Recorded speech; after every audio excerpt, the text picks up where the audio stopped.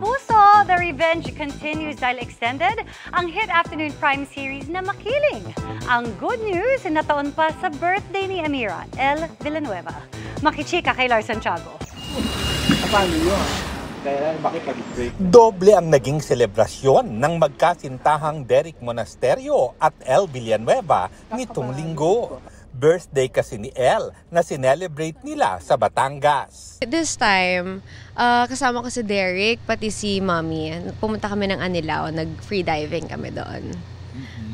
Sobrang na-enjoy namin. Yun kasi talaga yung gusto ni Elle Tito pag birthday niya. Or kahit na kung gusto lang niya mag-relax, gusto niya talaga ng beach. Tila birthday gift din para kay Elle dahil extended ang hit afternoon prime series nilang Makiling. Hindi lang talaga siya basta ratings lang, taas na ratings, maganda, ganyan. Yung pinaka-rewarding dyan is yung pinagpaguran talaga namin kasi siya.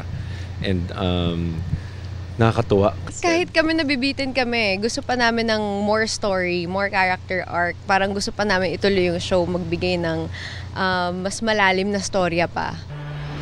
Nakahanda ng araw sina Derek at Elle sa mas matinding dramahan, gantihan at aksyon ngayong extended ang Makiling. Sinabi sa akin po, papalagyan talaga nila ako ng mas marami pang mga ma-aksyong scene. Kasi, ewan ko, bagay naman daw po sa akin, hindi naman daw po awkward. So parang, wow, thank you po. Thank you for that compliment. Yung magkaroon kami ng eksena ng action dalawa ni Derek, maglalaban kami. Lars Santiago, updated sa showbiz happening.